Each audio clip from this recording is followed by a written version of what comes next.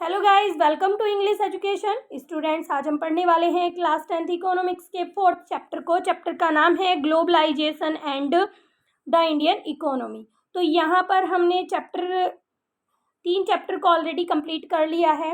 अगर आपने नहीं पढ़ा है तो प्लेलिस्ट का लिंक आपको डिस्क्रिप्शन बॉक्स में मिल जाएगा, वहाँ से आप उन सभी वीडियोज़ को देख सकते हैं। तो सबसे पहले हमें ग्लोबलाइजेशन का मीनिंग पता होना चाहिए। तो ग्लोबलाइजेशन एक ऐसी प्रक्रिया होती है जिसमें व्यापार, सेवाओं और तकनीक का पूरा विस्तार किया जाता है पूरे संसार में। तो ये होता है ग्लोबलाइजेशन। तो आज हम जानेंगे कि ग्लोबलाइजेशन क्या है, इंडियन इकोनॉमी में उसका क्या महत्व है। तो as consumer in today's world, some of us have a wide choice of goods and services before us. तो देखिए, जैसे कि हम एक कंज्यूमर हैं, कंज्यूमर के रूप में हमारे पास आज बहुत सारी आज के संसार में बहुत सारी चॉइसेस हैं, चाहे वो सामान को लेकर हो या फिर किसी सर्विस को लेकर हो। The latest model of digital cameras, mobile phones and television made by the leading manufacturer of the world are within our reach। तो देखिए, अब चाहे बात एक डिजिटल कैमरे की हो, मोबाइल फ़ोन की हो, टेलीविज़न की हो, तो ये काफ़ी लीडिंग मैन्युफैक्चरर के द्वारा बनाए जा रहे हैं, काफ़ी बड़ी रेंज में इन्हें बनाया जा रहा है और वो हमारे पास तक पहुंच रहे हैं। Every season new models of automobiles में जितने भी व्हीकल्स हैं, कार हैं, ट्रक हैं, बाइक हैं, ये सब can be seen in Indian roads. तो हर तरह के मॉडल्स जो हैं ऑटोमोबाइल्स के, वो इंडियन रोड पर देखने के लिए मिल सकते हैं। Gone are the days when Ambassador and Fiat were only cars on Indian roads. तो देखिए, वो टाइम अब चला गया है, वो दिन चले गए हैं जब केवल एम्बेसडर और फिएट नाम की गाड़ी जो होती थी वो इंडियन रोड्स पर देखने के लिए मिलती थी। Today Indians are buying cars produced by nearly all the top companies in the world. तो जो इंडियंस हैं आज वो सभी टॉप कंपनीज की कार्स को खरीद रहे हैं, लगभग सभी टॉप कंपनीज की। A similar explosion of brands can be scene for many other goods. और इसी तरह से दूसरे सामान जो है उसमें भी बहुत सारे ब्रांड हमें देखने के लिए मिल जाते हैं। फ्रॉम शर्ट टू टेलीविज़न, चाहे वो एक शर्ट हो, टेलीविज़न हो, चाहे वो प्रोसेस्ड फ्रूट्स जूस हो, तो ये सारी चीज़ें जो हैं इनके बहुत सारे ब्रांड हमें मार्केट में देखने के लिए मिलती हैं। ऐसा नहीं है कि अब एक ही ब्रांड है उसी पर हम टिके हुए, नहीं, बहुत सारे ब्रांड, जैसे कि आप फिगर में देख पा रहे हैं, ये सब ब्रांड के नाम यहाँ पर लगाए हुए हैं और ये ब्रांड के नेम से बहुत ज़्यादा सेल होती है। तो देखिए, such wide ranging choice of good in our markets is relatively recent phenomena. तो ये कोई ऐसा फिनोमिना नहीं है कि जो अभी आया है, बिल्कुल रिसेंट में। You would not have found such a wide variety of goods in Indian market even 2 decade back। तो 2 decade back मतलब पिछले 2 दशकों से हम ये सारी वैरायटी मार्केट में देख पा रहे हैं। 2 दशक मतलब कुछ पिछले 20 सालों से हम बहुत सारी वैरायटी सामान की इंडियन मार्केट में देख पा रहे हैं। In a matter of years our markets have been transform. तो देखिए, इस मतलब ये जो साल गुजरे हैं इसमें हमारा जो मार्केट है ना वो पूरी तरह से ट्रांसफॉर्म हो चुका है, यानी कि पूरी तरह से बदल चुका है उसका रूप। तो देखते हैं, how do we understand this rapid transformation. तो हम कैसे समझ सकते हैं कि ये जो तेजी से रैपिड ट्रांसफॉर्मेशन हुआ है, तो ये कैसे हुआ है ये transformation. What are the factors that are bringing about this change. और वो क्या फैक्टर्स हैं जिनकी वजह से ये बदलाव आया है। And how are these changes affecting the lifes of the people. और ये जो चेंज है, ये जो बदलाव आया है मार्केट को लेके, ये जो बदलाव आया है, इतने गुड्स एंड सर्विसेज जो प्रोवाइड की जा रही हैं, ये लोगों के जीवन को किस तरह से प्रभावित करती हैं। We shall dwell on these question in this chapter. और हम ये चैप्टर पढ़ेंगे और इन सभी क्वेश्चंस के आंसर को जानने की कोशिश करेंगे। तो देखिए, प्रोडक्शन अक्रॉस कंट्रीज में किस तरह से प्रोडक्शन होता है। Until the middle of the 20th century, अब यहाँ पर बात की जा रही है middle of the 20th century, यानी कि 20th सेंचुरी के मिडल तक, बीच तक, production was largely organise within countries. तो जो प्रोडक्शन किया जाता था वो अपने ही कंट्री में किया जाता था, एक ही देश में किया जाता था. What across the boundaries of these countries were raw materials, food stuffs and finish product. तो देखिए वो चीज़ें जो कंट्री के बाहर भेजी जाती थी वो केवल क्या होती थी, रॉ मटेरियल्स होते थे, फूड स्टफ्स होते थे, कुछ फिनिश प्रोडक्ट्स भी होते थे. Colonies such as India exported raw materials and good stuff and imported finished good. तो देखिए जो इंडिया जैसे इंडिया की बात करें तो इंडिया क्या चीज़ एक्सपोर्ट करती थी, एक्सपोर्ट मतलब अपने देश से दूसरे देश को भेजना, सेल करना. तो वो रॉ मटेरियल भेजती थी, फूड स्टफ्स भेजती थी, और इम्पोर्ट क्या करती थी, जो उनसे फिनिश्ड गुड बनता था वो इम्पोर्ट करती थी. Trade was the main channel connecting distant countries. तो देखिए जो ट्रेड है, व्यापार है, वो एक मेन चैनल है जिसने दूर के जो देश हैं उन्हें एक साथ जोड़ा है. This was before large companies called multinational corporation. और ये जो ग्लोबलाइजेशन हो रहा है, ये जो जोड़ने का काम किया जा रहा है, किसके द्वारा किया जा रहा है, मल्टीनेशनल कॉरपोरेशन के द्वारा किया जा रहा है, जिसे शॉर्ट में कहा जाता है MNCs. तो यहाँ पर शॉर्ट फॉर्म दी गई है मल्टीनेशनल कॉरपोरेशन की, आपसे फुल फॉर्म भी पूछी जा सकती है एग्जाम में. तो देखिए क्या किया इसने, ए MNC इज अ कंपनी, ये कंपनी है दैट ओन और control production in more than one nation.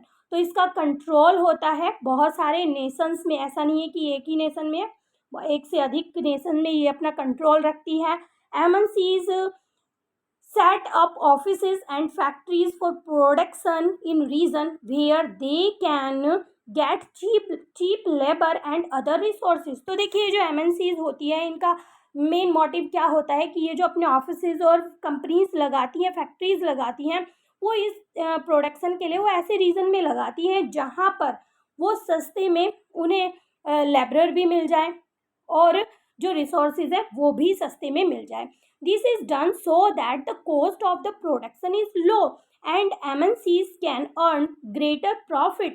Consider the following example. तो देखिए ये जो MNCs है इनका ये मेन मोटिव क्यों रहता है, क्योंकि अगर उन्हें सस्ते में लेबर मिल जाएगी, उनके जो रिसोर्सेज है वो सस्ते में मिल जाएंगे, तो इससे जो प्रोडक्शन की कॉस्ट है ना वो काफ़ी कम हो जाएगी और जो प्रॉफिट होगा वो ज़्यादा होगा. तो यहाँ पर एक एग्जांपल ले लेते हैं इसको समझने के लिए. तो देखिए spreading of production by an MNCs, तो किस तरह से वो प्रोडक्शन को स्प्रेड करती हैं. तो देखिए a large MNC producing industrial equipment design it's. तो ये जो MNCs होती हैं ये बड़े बड़े इक्विपमेंट जो बनाती हैं, तो ये क्या करती हैं, तो सबसे पहले डिज़ाइन करने का काम किया जाता है. Design its products in research centre in the United State. तो वो क्या करती हैं, यूनाइटेड स्टेट के रिसर्च सेंटर में वो डिज़ाइन बनवाती हैं. And then has component manufactured in India. और फिर जो चाइना है यहाँ पर, तो जो कंपोनेंट बनाए जाते हैं, जो पार्ट्स बनाए जाते हैं वो चाइना में बनाए जाते हैं. These are then shipped to Mexico and Eastern Europe where the products are assembled and the finished product are sold all over the world. तो देखिए उसके बाद क्या किया जाता है, सबसे पहले तो US में क्या किया जाता है, US के रिसर्च सेंटर में इन्हें डिज़ाइन किया जाता है. चाइना में ये सारे प्रोडक्ट जो कंपोनेंट होते हैं वो बनवाए जाते हैं और इसके बाद इन्हें मैक्सिको में और ईस्टर्न यूरोप में शिप किया जाता है, लाया जाता है और फिर इन सभी प्रोडक्ट को असेंबल कर दिया जाता है, यानी कि जोड़ दिया जाता है और जो फिनिश प्रोडक्ट है वो बना दिया जाता है और उसके बाद पूरे कंट्रीज़ में इसे सेल कर दिया जाता है. तो इस तरह से ये कंपनी काम करती है और ये सारा काम होता है MNCs का. तो आगे देखिए, meanwhile the companies customer care is carried out through call centre located in India. अब ये सारा ग्लोबलाइजेशन करने के लिए, पूरा विस्तार करने के लिए सबसे मेन रोल प्ले करता है कस्टमर केयर सेंटर. और ये जो कस्टमर केयर सेंटर है ये कहाँ पर है, ये इंडिया में है. तो आपने देखा कि अभी बहुत सारे देश जो एक साथ मिलकर काम कर रहे हैं, जैसे कि US की बात की, वहाँ पर डिज़ाइन किए जा रहे हैं. चाइना की बात की तो वहाँ पर जो इक्विपमेंट है उन्हें बनाया जा रहा है, फिर इन्हें मॉस्को और ईस्टर्न यूरोप में लाया जाता है। फिर जो कॉल सेंटर्स हैं वो इंडिया में हैं। तो ये सब कंट्रीज़ एक साथ काम करते हैं और फिर ये जो प्रोडक्ट बनता है इसे सभी कंट्रीज़ में सेल कर देते हैं। तो देखिए ये जो आप पिक्चर देख पा रहे हैं ये बेंगलुरु के कॉल सेंटर की पिक्चर है, जहाँ से कस्टमर्स को पूरी इंफॉर्मेशन दी जाती है, उनकी कुछ भी प्रॉब्लम्स हैं उन्हें सॉर्ट आउट किया जाता है। तो देखिए in this example the MNC is not only selling it's finished product globally, but more important goods and the service are produced globally। तो देखिए यहाँ पर बताया गया है कि जो MNCs हैं वो केवल प्रोडक्ट ही नहीं फिनिश करती और सेल करती हैं पूरे ग्लोब में, पूरे विश्व में, बल्कि वो जो है गुड्स और सर्विस को प्रोड्यूस भी करती हैं पूरे विश्व में। As a result production is organise in increasingly complex way. तो देखिए इससे हमें पता चलता है ये जो प्रोडक्शन हो रहा है ये ऑर्गेनाइज हो रहा है बहुत ही जटिल तरीके से। तो ये सारा काम MNCs करती हैं। The production process is divided into small parts and spread out across the globe. तो देखिए the production process is divide into small parts. तो ये जो प्रोडक्शन प्रोसेस है ये छोटे पार्ट्स, छोटे छोटे हिस्सों में इसे डिवाइड कर दिया जाता है। जैसे कि हमने अभी ऊपर पढ़ा, कहीं पे डिज़ाइन बनाया जा रहा है, कहीं पे प्रोडक्ट बनाए जा रहे हैं, कहीं से सेल किए जा रहे हैं, कहीं असेंबल किया जा रहा है। तो इन्हें छोटे छोटे पार्ट में डिवाइड कर दिया जाता है, फिर पूरे विश्व में इन्हें स्प्रेड आउट कर दिया जाता है। इन द अबव एग्जाम्पल, जैसा कि मैंने अभी बताया, चाइना काम कर रहा है इस पर और इंडिया भी काम कर रहा है,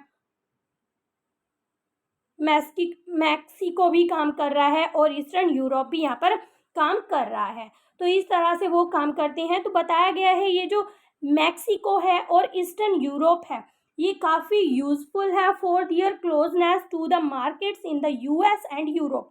तो इनकी जो मार्केट्स हैं वो US और यूरोप के काफ़ी क्लोज हैं। इस तरह से सामान को सेल करने में बहुत ही आसानी होती है। India has highly skilled engineers.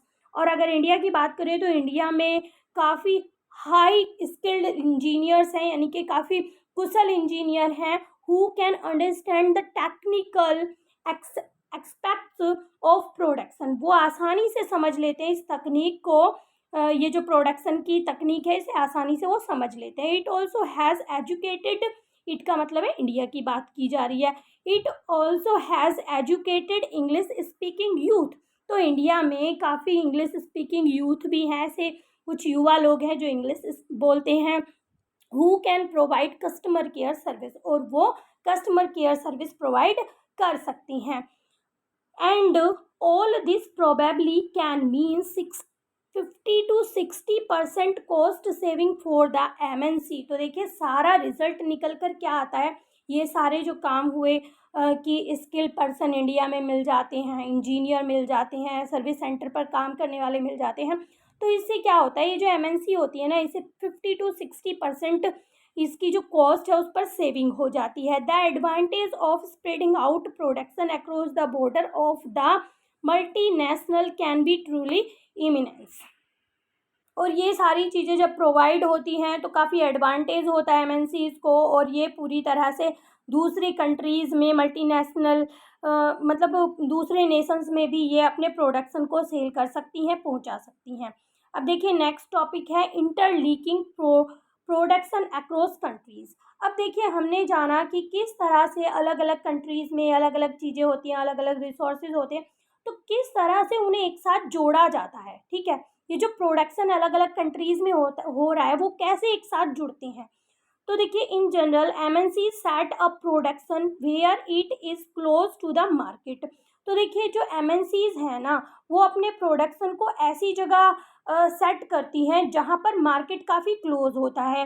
Where there is skilled and unskilled labour available at low cost. और ऐसी जगह पर वो सेटअप करती हैं जहाँ पर जो स्किल्ड है यानी कि कुशल और अकुशल लेबर जो है उन्हें आसानी से लो कॉस्ट पर यानी कि सस्ते में मिल जाते हैं। And where the availability of other factors of production is assured. अब दूसरी चीज़ें जो ज़रूरी होती हैं प्रोडक्शन में वो देखते हैं कि वो चीज़ें भी वहाँ पर अवेलेबल हों। In addition, MNCs might look for government policy that look after their interest. You will read more about the policies later in the chapter. तो देखिए अब एमएनसीज एक काम और करती है, वो ये देखती हैं कि गवर्नमेंट की क्या क्या पॉलिसीज़ वहाँ पर प्रोवाइड हैं और वो किस तरह, वो ये भी देखती हैं कि किस तरह से वो इंटरेस्टेड है, तो ये सारी चीज़ें भी देखती हैं। तो आपने देखा कि एमएनसीज जो है किस तरह से और कहाँ पर अपने प्रोडक्शन को सेट करती हैं। तो हमने देखा कि वो ऐसी जगह पर जहाँ पर जो सामान है वो आसानी से मिल जाए, जहाँ पर लेबर जो है वो भी आसानी से मिल जाए, जहाँ पर गवर्नमेंट की कुछ पॉलिसीज़ भी हों, तो ऐसी जगह पर वो अपने कंपनीज को सेट करने में इंटरेस्टेड होती हैं। Having assure themself of these conditions, जब वो एश्योर हो जाती हैं कि ये सभी कंडीशंस यहाँ पर हैं, MNC set up factories and offices for production. तो एमएनसीज क्या करती हैं, अपनी फैक्ट्रीज और ऑफिस जो है प्रोडक्शन के लिए वहाँ पर सेट कर देती हैं। The money that is spent to buy asset, asset means होता है property.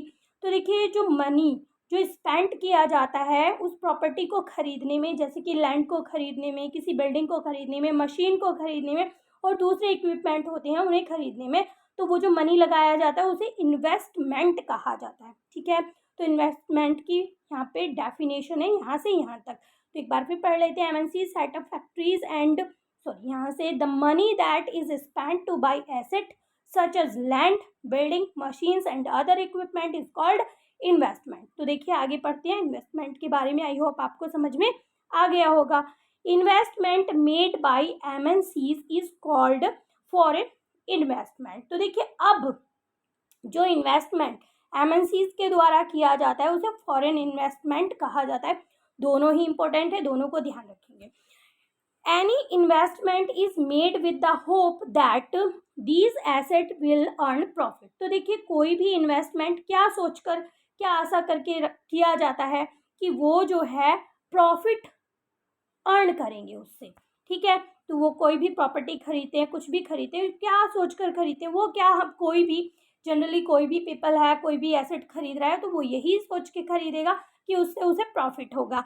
Eight time MNC set up production jointly with some of the local companies of their countries. अब उनकी एक और पॉलिसी होती है कि जो एमएनसीज होते हैं ना वो अपना प्रोडक्शन किसके साथ करते हैं, लोकल कंपनीज के साथ करते हैं। मतलब किसी भी कंट्री के कंपनीज, लोकल कंपनी जो होती है उनके साथ मिलकर वो अपना प्रोडक्शन शुरू कर देते हैं। The benefit to the local company of such joint production is twofold. अब ये जो कंपनी होती है ना लोकल कंपनी, उनका भी यहाँ पर फ़ायदा होता है। उनका क्या फ़ायदा होता है, उनके दो फायदे होते हैं। कौन कौन से? First, MNCs can provide money for additional investment. जो एमएनसीज होती हैं ना वो उन लोकल कंपनीज को मनी प्रोवाइड करती हैं। ठीक है, तो वो जो है उन्हें पैसा मिल जाता है तो वो और ज़्यादा इन्वेस्टमेंट करती हैं। लाइक बाइंग न्यू मशीन, वो कुछ नई मशीनें खरीद लेते हैं फॉर फास्टर प्रोडक्शन, कुछ तेज प्रोडक्शन करने के लिए। अब दूसरा फ़ायदा उन्हें क्या होता है, MNCs might bring with them the latest technology for production. जो एमएनसीज होती है ना वो अपने साथ कुछ लेटेस्ट टेक्नोलॉजी लेकर आती हैं प्रोडक्शन के लिए। तो उनको देखिए यहाँ पर इम्पोर्टेंट है, यहाँ से भी क्वेश्चन बन सकता है। तो एमएनसीज का लोकल कंपनी में मिलने से लोकल कंपनी को क्या फ़ायदे होते हैं, तो दो फायदे यहाँ पर होते हैं। सबसे पहले तो उन्हें मनी मिल जाता है और ज़्यादा इन्वेस्टमेंट करने के लिए, तो वो प्रोडक्शन को अपना फास्टर कर देते हैं। सेकंड, उन्हें क्या प्रॉफिट होता है कि उन्हें लेटेस्ट टेक्नोलॉजी मिल जाती है प्रोडक्शन के लिए। आगे पढ़ते हैं। तो देखिए most common route for the MNC investment is to buy up local companies and then expand production. लेकिन ये जो एमएनसीज है ना इनका सबसे कॉमन काम क्या होता है कि वो जो है वो लोकल कंपनीज को खरीदना चाहती हैं। ठीक है, और क्यों खरीदना चाहती हैं, क्योंकि फिर वो अपना जो प्रोडक्शन है उसे बढ़ा देती हैं। MNCs with huge wealth can quite easily to do so. तो देखिए एमएनसीज के पास बहुत ज़्यादा पैसे होते हैं, इसलिए ये काम वो आसानी से कर लेते हैं, क्योंकि वो लोकल कंपनी को इजीली खरीद लेते हैं, उनके साथ जो है वो जॉइंटली काम करने लग जाते हैं। To take an example, Cargill Foods. तो यहाँ पर एक एग्जाम्पल दिया गया है कारगिल फूड। तो ये क्या है, a very large American MNC, ये भी एक एमएनसी है। एमएनसी क्या होता है हमने पढ़ा था ऊपर, एक कंपनी होती है, ठीक है। तो ये एक अमेरिकन एमएनसी है, has bought over smaller Indian company such as Parekh Food. तो उसने क्या किया कि उसने छोटी छोटी इंडियन कंपनीज को खरीद लिया, जैसे कि यहाँ पर एग्जांपल दिया है पारेख फूड का। तो Parekh food has built a large marketing network in various part of India. अब पारेख फूड ऑलरेडी एक अच्छा ब्रांड था और उसने जो है अच्छा मार्केटिंग नेटवर्क बनाया हुआ था इंडिया के अलग अलग हिस्सों में। Wear it's brand was well reputed, जहाँ पर ये जो पारेख फूड है ये बहुत ही रेप्यूटेड था, बहुत सम्मानीय था। Also Parekh food had 4 oil refineries. तो ये जो पारेख फूड था इसकी खुद की 4 ऑयल रिफाइनरीज थी। Whose control has now shifted to Cargill. अब जिनका कंट्रोल किसके पास चला गया है, कारगिल के पास चला गया है। Kargil is now the largest producer of edible oil in India. अब कारगिल जो है सबसे बड़ा प्रोड्यूसर है एडिबल ऑयल का भारत में, with capacity to make 5 million pouches daily. और ये हर रोज 5 मिलियन पाउचेस बना सकता है। आगे देखते हैं। तो देखिए, in fact many of the top MNCs have wealth exceeding the entire budget of the developing country government. तो देखिए, ये जो एमएनसीज होती हैं काफ़ी वेल्थी होती हैं, इनके पास बहुत धन होता है और इनका बजट एक डेवलपिंग कंट्री की गवर्नमेंट से भी ज़्यादा होता है। विद सच इनॉर्मस वेल्थ, अब इतने सारे धन के साथ आप इमेजिन कर सकते हो कि इनकी क्या पावर होगी और इनका क्या प्रभाव होगा पूरे कंट्रीज में। There is another way in which MNCs control production. एक और तरीका है जिससे एमएनसीज क्या करती हैं, प्रोडक्शन को कंट्रोल करने का काम करती हैं। Large MNCs in developed countries place order. MNCs क्या करती हैं, जो बड़ी बड़ी एमएनसीज हैं वो डेवलप्ड कंट्रीज में ऑर्डर दे देती हैं प्रोडक्शन के लिए।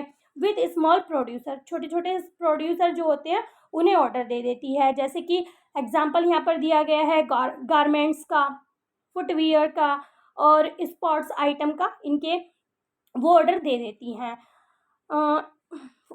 Example of industries where production is carried out by large number of small producer around the world. तो देखिए, ऐसा ही यहाँ पर एग्जाम्पल है, ये जो इंडस्ट्रीज हैं ये ऐसे छोटे छोटी जो इंडस्ट्रीज हैं ये ऑर्डर ले लेती हैं और जहाँ पर प्रोडक्शन किया जाता है बड़े पैमाने पर स्मॉल प्रोड्यूसर के द्वारा पूरे संसार की यहाँ पर बात की जा रही है। तो होता क्या है इसमें, the products are supplied to the MNCs. अब ये जो स्मॉल प्रोड्यूसर होते हैं ना, ये बड़े नंबर पर प्रोडक्शन करते हैं और ये जो प्रोडक्ट बनाते हैं, जो सामान बनाते हैं, ये उन एमएनसीज को सप्लाई कर देते हैं, which then sell their under their own brand name to the customer. फिर ये एमएनसीज क्या करती हैं, अपना ब्रांड नेम लगाकर उस सामान को मार्केट में सेल करती हैं। These large MNCs have tremendous power to determine price, quality, delivery and labor condition for these distant producer। तो देखिए, अब ये जो MNCs हैं अभी हमने पढ़ा काफ़ी पावरफुल होती हैं, तो खुद से प्राइस डिटरमाइन करती हैं, खुद से प्राइस लगाती हैं, उनकी क्या क्वालिटी होगी, किस तरह से उन्हें डिलीवर किया जाएगा, लेबर कंडीशन क्या होगी, तो वो खुद से ही ये सारा कंट्रोल उन्हीं के हाथ में होता है।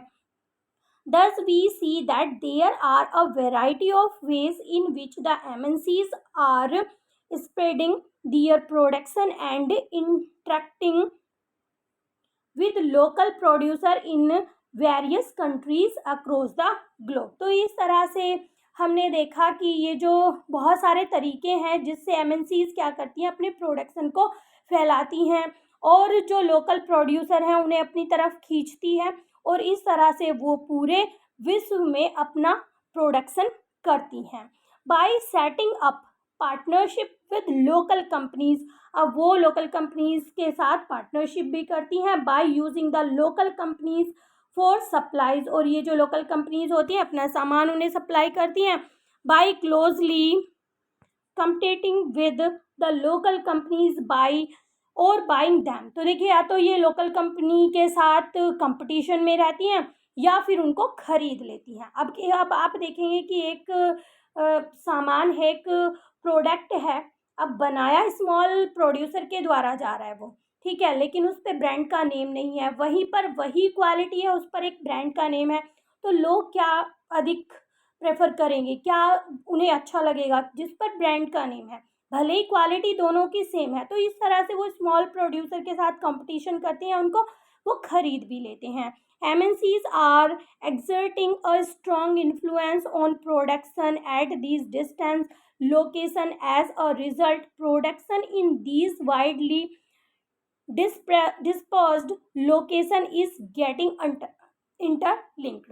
तो देखिए इसी तरह से हमने जाना कि किस तरह से MNCs जो हैं अपने प्रोडक्शन को पूरे ग्लोब में, पूरे विश्व में फैलाती हैं। तो किस तरह से वो एक दूसरे से अलग अलग लोकेशन पे होने के बावजूद भी जुड़ी हुई होती हैं। जैसा कि हमने पढ़ा था, अभी हमने देखा कि एक कंपनी है, लोकल कंपनी है, उसके साथ भी वो काम कर रही हैं, अपनी कंपनीज वो अलग अलग सेट कर रही हैं, अलग अलग कंट्रीज़ में वो काम करती हैं, लेकिन उनकी जो एक मेन संस्था है वो MNCs है, एक पर्टिकुलर MNCs एक ब्रांड है। तो वो जो है इस तरह से अलग अलग लोकेशन पर एक दूसरे से इंटरलिंक रहती हैं। किससे? MNCs के थ्रू वो एक दूसरे से लिंक रहती हैं। सपोज करो यहाँ पर हम एक एग्जांपल ले लेते हैं, यहाँ पर एक कंपनी है इंडिया में, मान लेते हैं, यहाँ पर US में एक कंपनी है, यहाँ पर इंडोनेशिया में एक कंपनी है, लेकिन इसमें एक ही MNC काम कर रही है तीनों में, ठीक है, अपना प्रोडक्शन कर रही है। तो इस तरह से ये सब एक दूसरे से इंटरलिंक होती हैं। आई होप यहाँ तक चैप्टर आपको समझ में आ गया होगा। आगे के चैप्टर को हम नेक्स्ट वीडियो में पढ़ेंगे। आई होप वीडियो आपको पसंद आई होगी। अगर वीडियो आपको अच्छी लगी है तो एक लाइक ज़रूर करें। चैनल पर अगर आप पहली बार आए हैं तो चैनल को सब्सक्राइब करें। मिलते हैं अपने नेक्स्ट टॉपिक में, तब तक के लिए बाय बाय।